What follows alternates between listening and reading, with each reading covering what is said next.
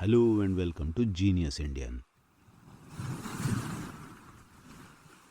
Friends, today we are going to discuss the concept of food miles. Food miles is a very recent concept and it belongs to the realm of green economy or green consumerism. And it is the distance the food is transported from the time of its production until it reaches the consumer.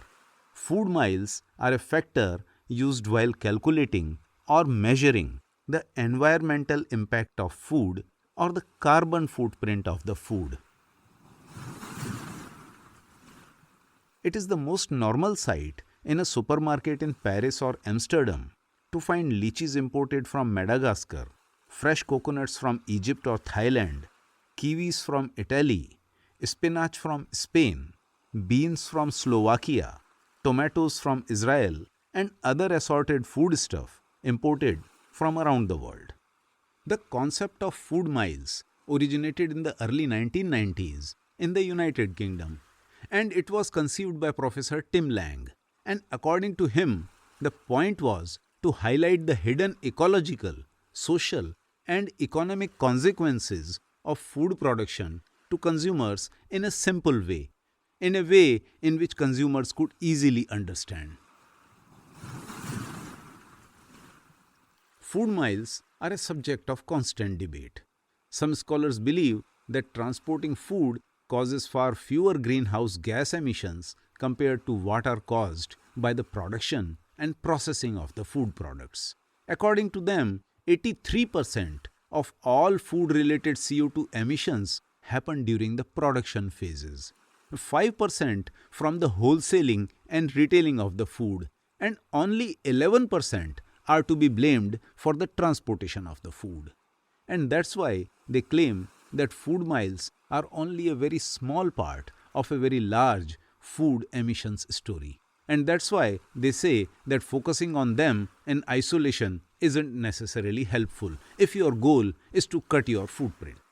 ShrinkThatFootprint.com cites the example cited by Annika Carlson, who showed that tomatoes imported from Spain to Sweden have much lower footprints than those locally grown. Despite traveling a great distance, Spanish tomatoes imported to Sweden have a far smaller footprint than the locally grown ones. This is because the emissions generated to heat and light the greenhouses in northern Europe far exceeded the transport emissions of bringing tomatoes all the way from Spain. Arguably, some food miles are totally unavoidable in this modern world. There are many reasons for increased food miles nowadays. First of all, there is globalization of trade.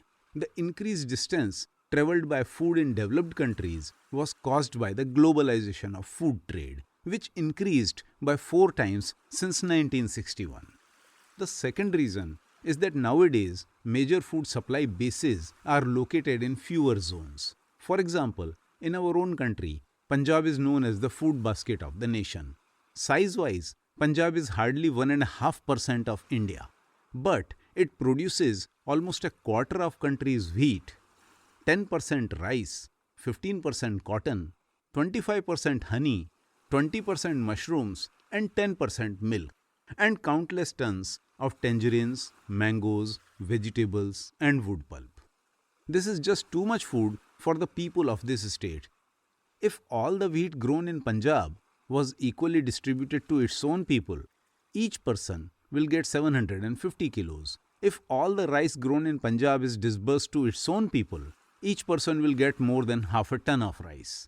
Naturally, as we can understand, this is just too much food for the people of this state. Yet another reason for increase in food miles is because many people's income levels have gone up and consequently they crave for imported food products. It is a well-known fact that today even a lower middle class person in Los Angeles is essentially richer than a rich person in Akbar's empire. He has access to all the world-class medicines and medical procedures and thus enjoys a much better health, which in turn makes him live longer and thus makes him enjoy a whole lot of stuff that was unimaginable in Akbar's time.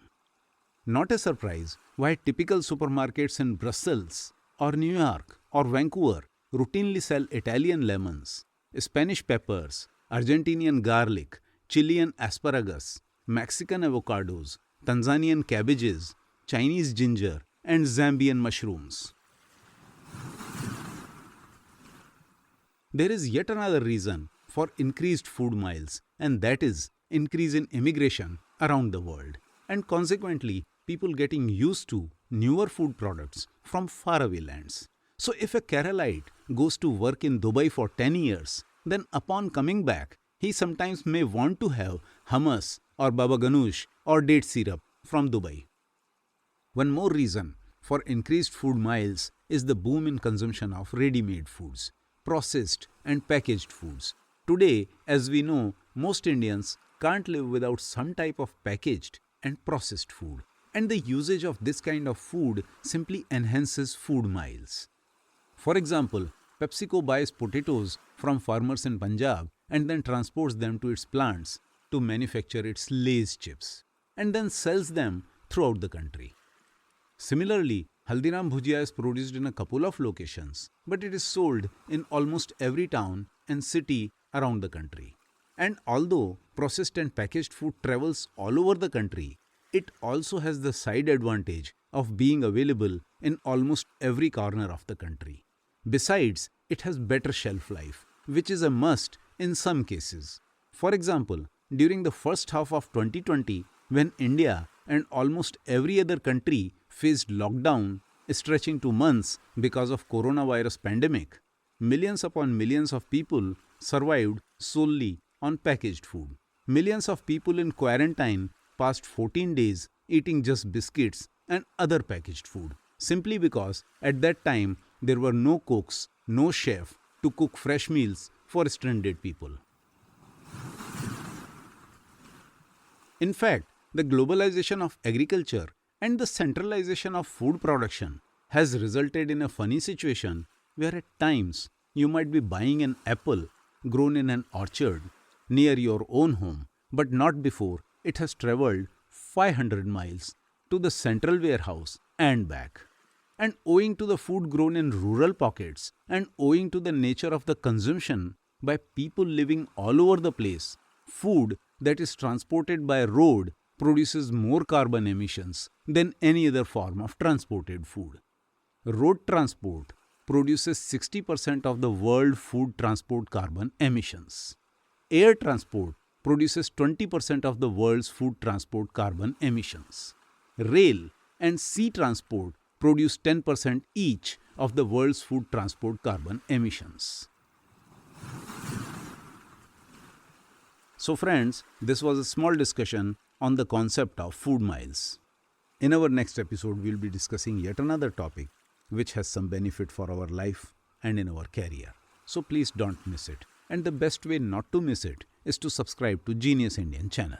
And the best way to spread the knowledge is to like and share the video.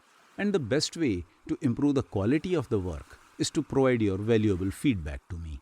And finally, the best way to end this conversation is to thank you for taking out your valuable time.